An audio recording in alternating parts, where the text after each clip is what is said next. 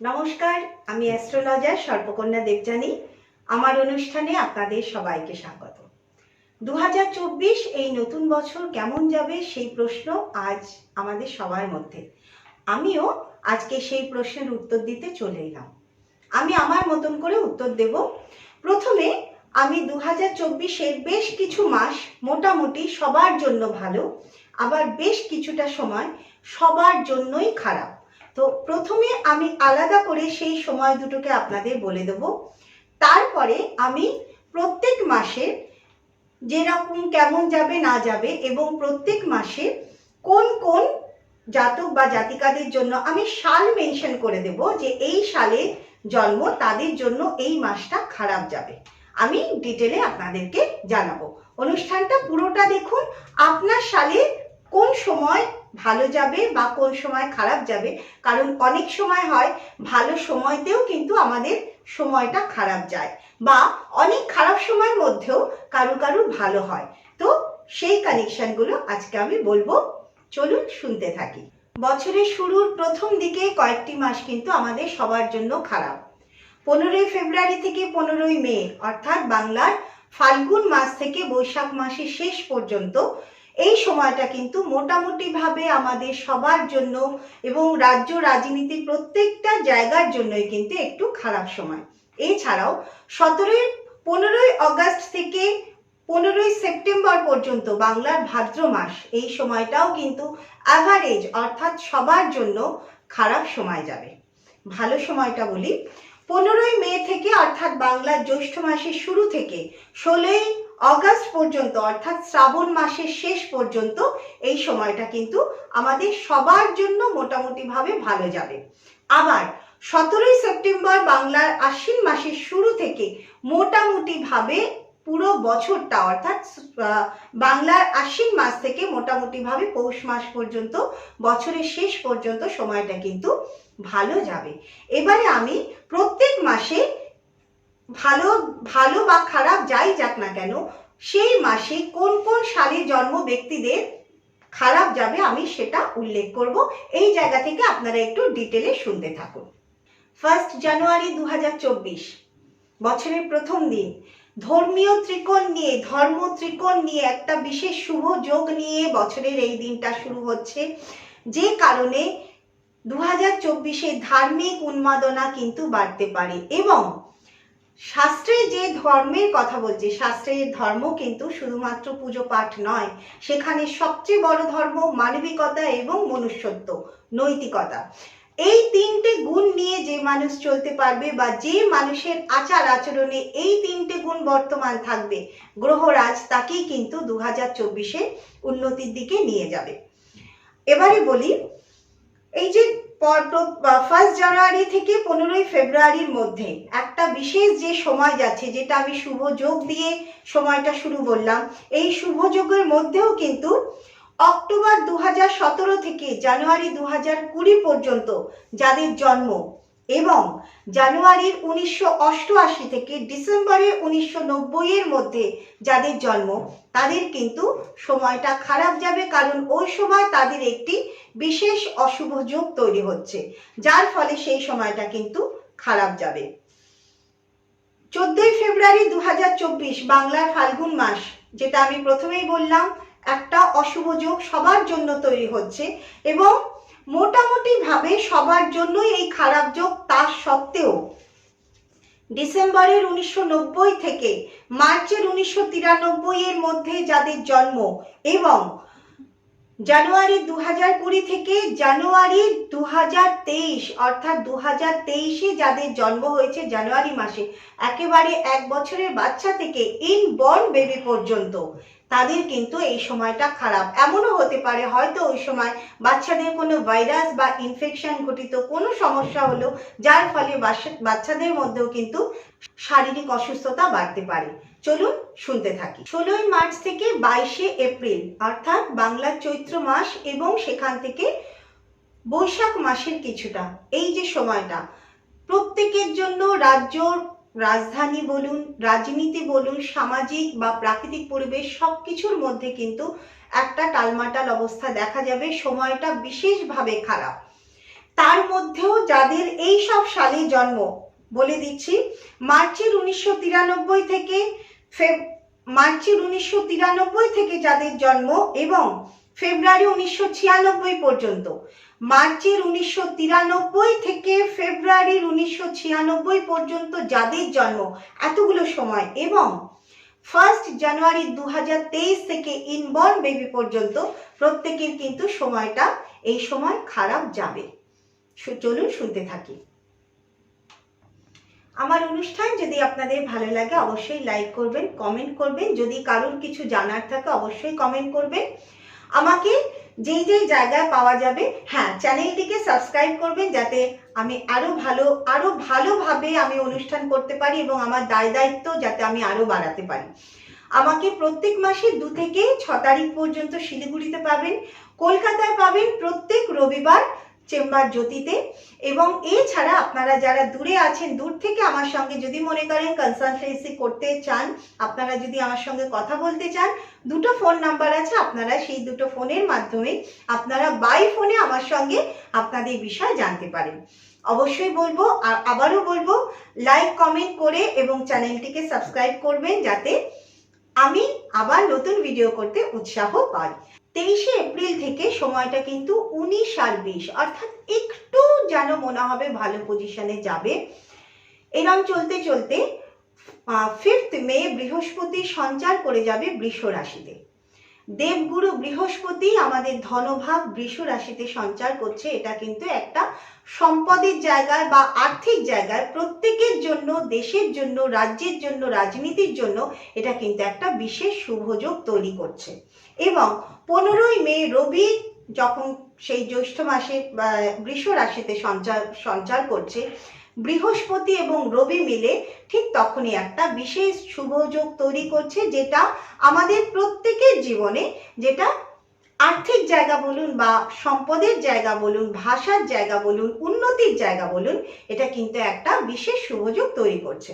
যেটা আমি একদম অনুষ্ঠানের শুরুতেই বলেছি যে 15ই মে থেকে একটা বিশেষ শুভযোগ তৈরি হচ্ছে। কিন্তু এই সময়তেও বিশেষ কয়েকজনের জন্ম সময়, যাদের আমি বলছি ফেব্রুয়ারি 1996 থেকে এপ্রিলের 1998 পর্যন্ত যাদের জন্ম, তাদের কিন্তু এই সময়টাতেও একটু ডামাডোল চলবে। তাদের জীবনের ওপর নানান সমস্যা কিন্তু এই সময় চলতে থাকবে। 15ই মে বাংলা জ্যৈষ্ঠ মাস থেকে বিশেষ করে যে শুভ যোগটা তৈরি হলো সেটা কিন্তু এবার চলতে থাকবে 18ই অগাস্ট, অর্থাৎ বাংলার একেবারে শ্রাবণ মাসের শেষ পর্যন্ত, শ্রাবণ সংক্রান্তি পর্যন্ত। অর্থাৎ যেটা জ্যৈষ্ঠ মাসে যে শুভযোগটা তৈরি হলো সেটা পুরোপুরি শ্রাবণ মাস কভার করে যাবে। কিন্তু এই শুভ সময়ের মধ্যেও বেশ কিছু সালে যাদের জন্ম, আমি যে সালগুলো বলছি তাদের সময়টা কিন্তু খারাপ যাবে। সেই সালগুলো হচ্ছে, সময়টা বলে দিচ্ছি, এপ্রিলের 1998 থেকে জুনের 2000-এর মধ্যে যাদের জন্ম এবং মার্চের 1969 থেকে এপ্রিলের 1971-এর মধ্যে যাদের জন্ম, তাদেরও কিন্তু সেই শুভ যোগে বিশেষ সমস্যা তৈরি হবে। আবারও বলি, ইউটিউব হলেও আমি রিপিট করছি, এপ্রিলের 1998 থেকে জুনের 2000-এর মধ্যে যাদের জন্ম এবং মার্চের 1969 থেকে এপ্রিলের 1971 পর্যন্ত যাদের জন্ম, তাদের কিন্তু এই মে মাস থেকেও, মে থেকে যে শ্রাবণ মাস পর্যন্ত, অর্থাৎ মে থেকে অগাস্ট পর্যন্ত যে শুভ সময়টা, তাদের কিন্তু সমস্যা যাবে। জুলাই মাসটা মোটামুটি ভাবে সবার জন্যই ভালো, কিন্তু তার সত্ত্বেও জুলাই মাসে কিছু কিছু সাল আছে, কিছু কিছু সময় আছে যাদের খারাপ যাবে। বলে দিচ্ছি, এপ্রিলের 1971 থেকে জুনের 1973 সাল পর্যন্ত যাদের জন্ম এবং জুনের 2000 থেকে জুলাইয়ের 2002 পর্যন্ত যাদের জন্ম, তাদের কিন্তু সমস্যা থাকবেই। এবং আমি এখানে একটা কথা বলি, একজন অ্যাস্ট্রোলজার বা আমি যখন সমস্যা বলছি, জানবেন বিশেষ একটা খারাপ যোগ আছে বলেই কিন্তু সমস্যার কথা আমি বলছি।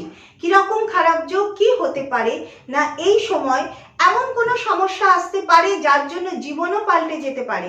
অর্থাৎ দেখা গেল পরিবারের কোনো আত্মীয় স্বজন চলে গেল, পরিবারের যে ইনকাম সোর্স সেটা বন্ধ হয়ে গেল, কোনো একটা বড় জায়গা কোনো শারীরিক সমস্যা দেখা গেল, শরীরের কোনো একটা খারাপ সমস্যা দেখা দিল, যার জন্য কিন্তু আমাদের জীবন পাল্টে যেতে পারে।